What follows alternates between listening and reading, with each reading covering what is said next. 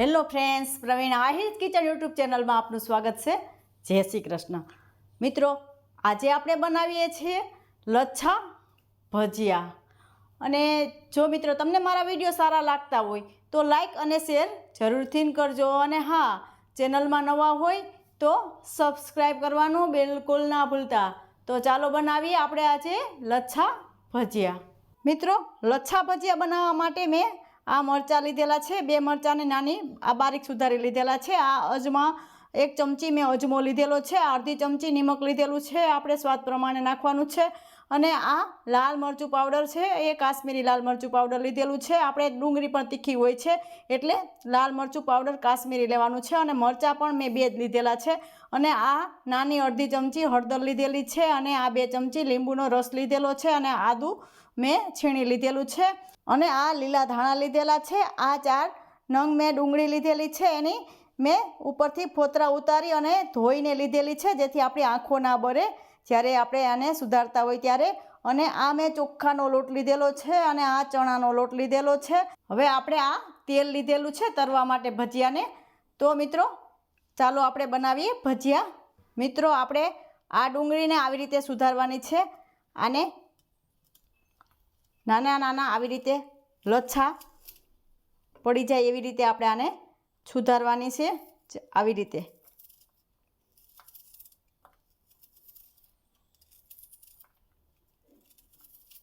આ બધા છૂટા પડી જવા જોઈએ એવી રીતે આપણે આને સુધારીશું।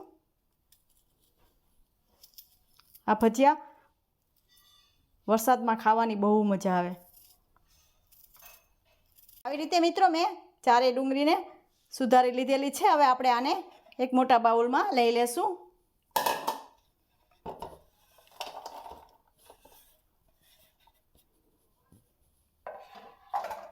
ને હાથેથી આવી રીતે સરસ કરી લેશું। બધા કોઈ અલગ ભેગા રહી ગયા હોય તો છૂટા પડી જશે એકદમ। આવી રીતે સરસ હાથેથી કરી લેવાનું છે। બધા અલગ થઈ જવી જોઈએ, આપણી ડુંગળી એકદમ લચ્છા થઈ જવા જોઈએ આમાંથી।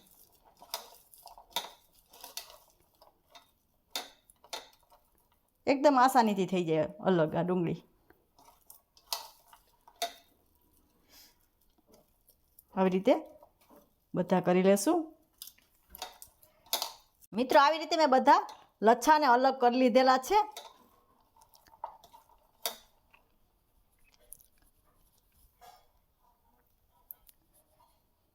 હવે એમાં આપણે આ નિમકને જવા દેશું, હળદર જવા દેશું,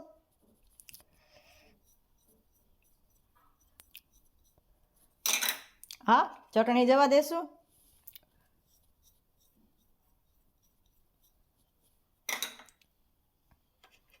અને આ લીંબુનો રસ છે એને પણ જવા દેશું, અને આ આદુને પણ એમાં જવા દેશું। હવે આવી રીતે મિક્સ કરી લેશું।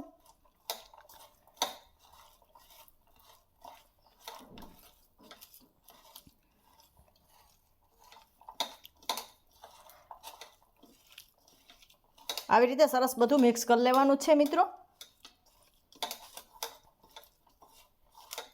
અને હવે આપણે આને 10 થી 15 મિનિટ માટે આવી રીતે રહેવા દેશું, જેથી આ નિમકનું પાણી આમાં છૂટું પડી જાય અને એમાંથી આપણે આ લચ્છા ભજીયાનો લોટ તૈયાર થઈ જશે।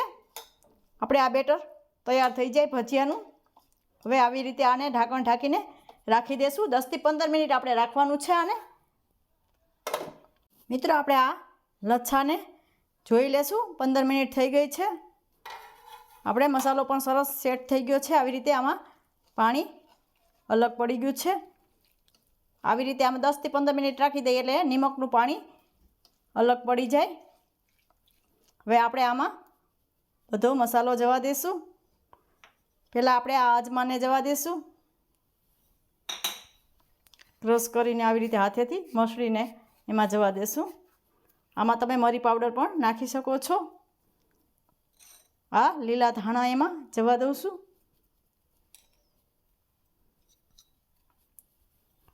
અને આ મરચાંની નાની જે કટકી કરેલ છે એને પણ એમાં જવા દઉં છું। અને હવે આપણે આમાં 4 ચમચી પહેલાં લોટ નાખીશું।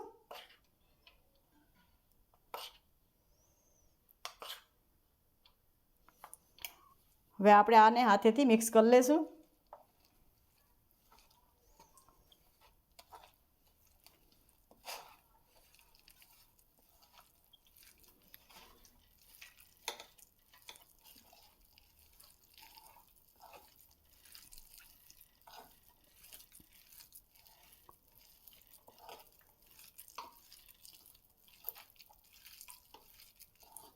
આવી રીતે હજી આમાં આપણે થોડો લોટ નાખવો જોશે.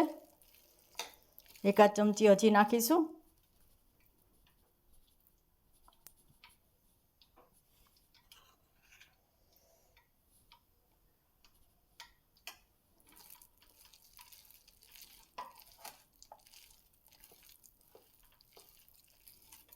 વધારે આમાં લોટ જોઈએ એમ જ નાખવાનો છે, વધારે નથી નાખવી દેવાનો, નહીંતર પછી આપણા આ ભજીયા ક્રિસ્પી નહીં થાય.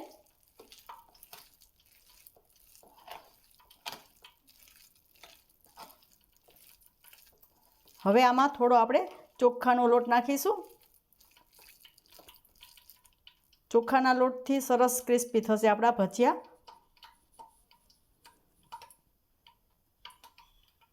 એક ચમચી હું ચોખાનો લોટ નાખું છું.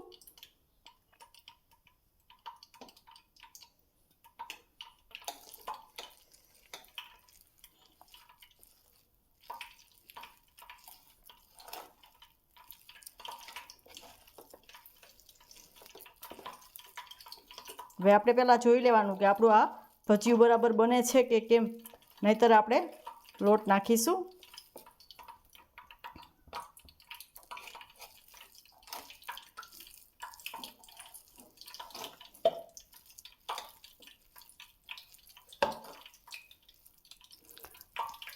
લોટ ઓછો હશે તો પણ તમારે આમાં જે આ ડુંગળીના લચ્છા છે એ તેલમાં અલગ પડી જશે, એટલે લોટ બરાબર જ નાખવાનો છે. આપણે આવી રીતે ભજીયું સરસ બની જાય છે. હવે આપણે આમાં લોટને નથી નાખવાનો. હવે આપણું તેલ ગરમ થઈ જાય એટલે આપણે ભજીયા બનાવી લઈએ. મિત્રો, આપણું તેલ પણ ગરમ થઈ ગયું છે. આપણે આને મીડિયમ ફ્લેમ ઉપર જ ભજીયા બનાવવાના છે. હવે હું એમાં આપણા આ ભજીયાને મૂકી દઉં છું.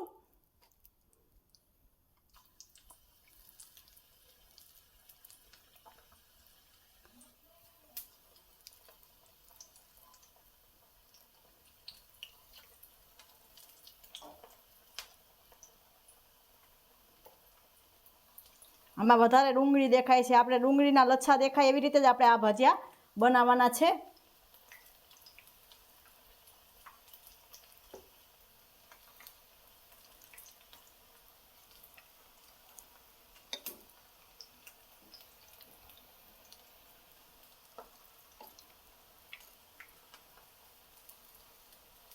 જેટલા આવી જાય એટલા આપણે એમાં તરી લેશું.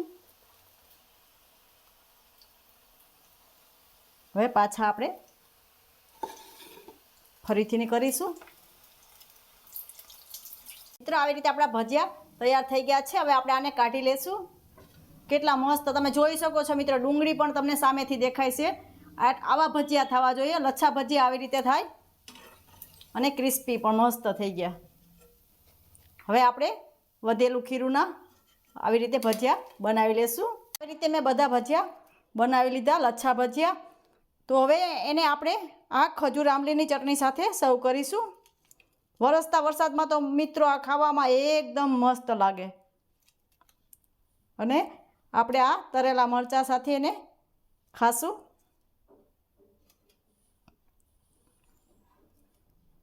તો મિત્રો, આજની આ લચ્છા ડુંગળીના ભજીયા કેવા લાગ્યા એ મને તમે કોમેન્ટ બોક્સમાં જરૂરથી જણાવજો. ફરી મળીશું એક નવી રેસીપી સાથે. ત્યાં સુધી જય શ્રી કૃષ્ણ.